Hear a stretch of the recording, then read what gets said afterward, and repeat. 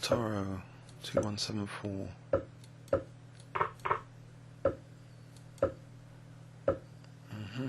That's E6. Alright, I'll play this line. Again, 94. Right. Now, I think C4 is the move, I hope. King E2. Now King F3. I know this looks crazy, but I think it's theory, so probably think I'm a lunatic moving my king in the opening. I think bishop E3 here, because black doesn't really want to play bishop C5 because of the weak potential dark square D6. Right, that's interesting. Have I got C5 now?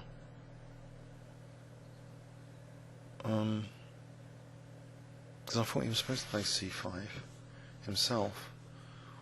So if I play C5, I know I'm giving up D5 square, but you know, that D6 is looking good. Or do I let him play C5? I don't know actually. I could just let him play and just play like H4.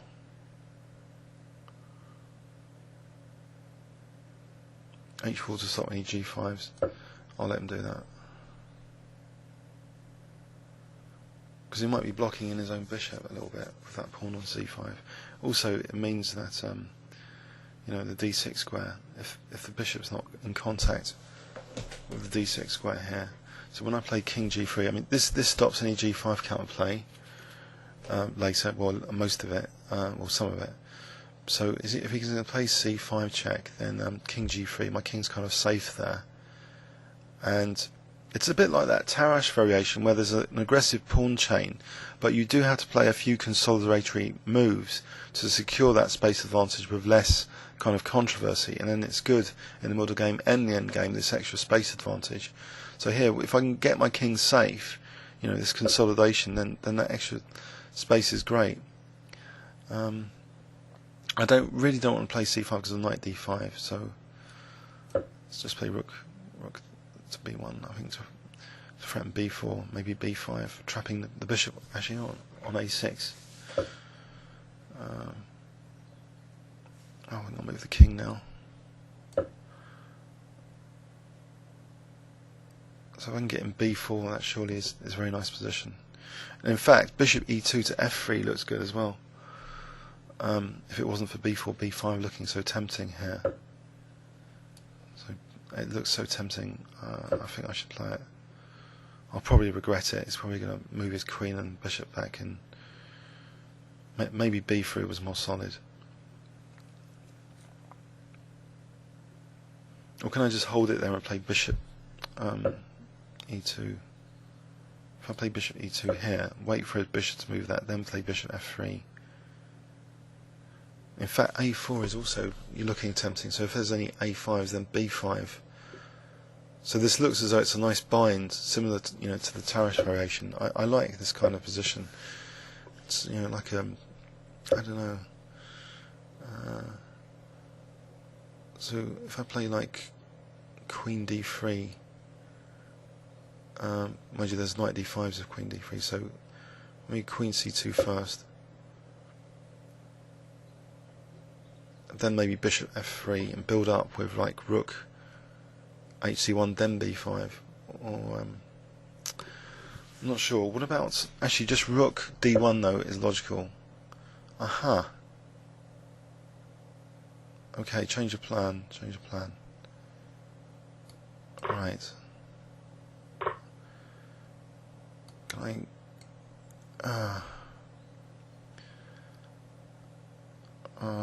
I think I should probably remove that rook and play rook H1.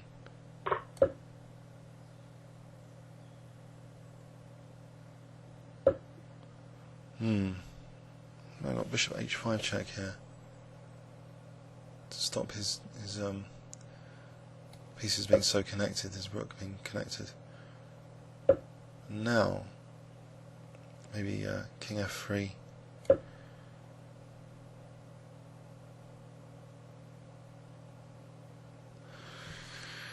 Ooh, big change of plans. I think I need to play G3 if possible. So if G takes, bishop takes, knight G6, maybe I should just take that knight. And actually rook H3 would be dangerous to G3. So yeah, definitely I think taking the knight on G6 to gain a little bit of time. So his king's slightly exposed here as well as mine. I didn't mean to lose that pawn though. Okay, rook H3 anyway.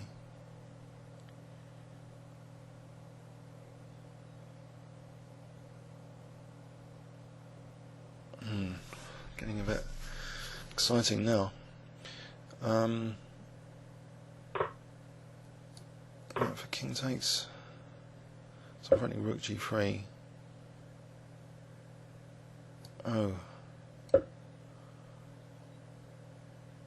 Something horrible here.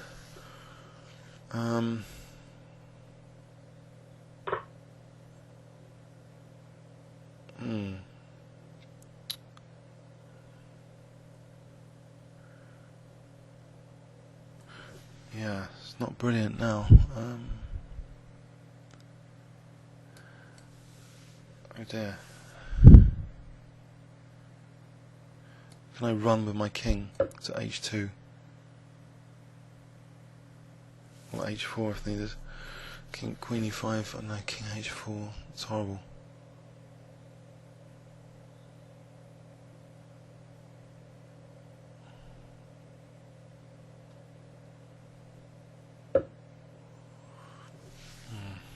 Not much choice.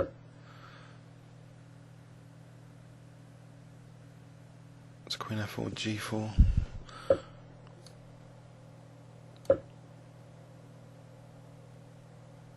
There's bishops and pre.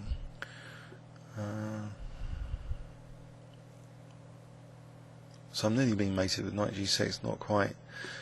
I wonder, how do I get out of this one? Rook G3, King H3. If I can get time for rook G3, maybe it's not so bad. This is ridiculous. Oh dear, oh dear, oh dear. Rook G3, what a grovel. Something went badly wrong here, tactically.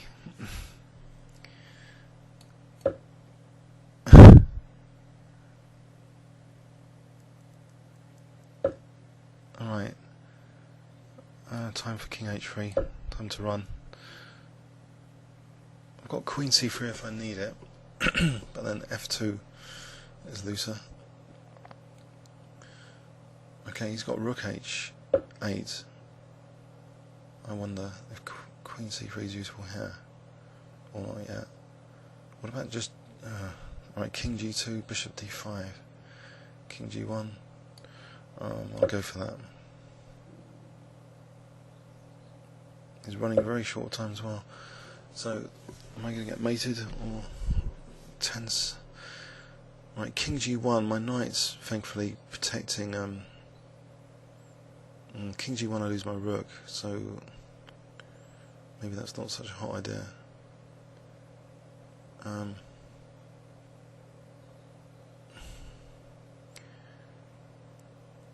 Oh dear, I seem to be losing anyway because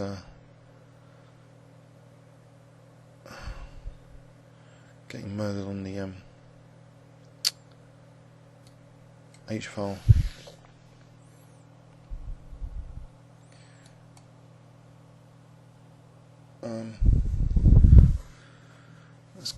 That's annoying, it's got to be said.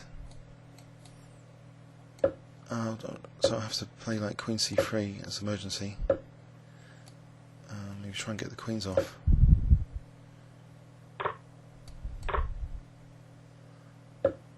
Not good. Oh, he's only got 5 seconds. Can I play knight H check?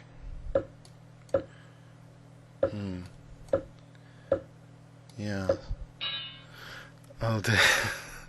So that really went tits up, you could say. But it was good for a while, I'm sure. I think it needs some Ribker analysis, because this is a line which was, yeah, I thought it was like kind of seen a lot of stem games of this before, but maybe I don't know. Maybe HG is too risky. Yeah. So it all went wrong when he played that, and now, even though this looks tempting, this check, this bishop coming back in. So maybe it all started because I didn't play b3, I played b4. If we go back, it was much more solid maybe to play b3 with the idea of trying to just shut this bishop out, this light squared bishop out, and just focus then attention on the king side later. Anyway, please leave any comments or questions on YouTube. Thanks very much.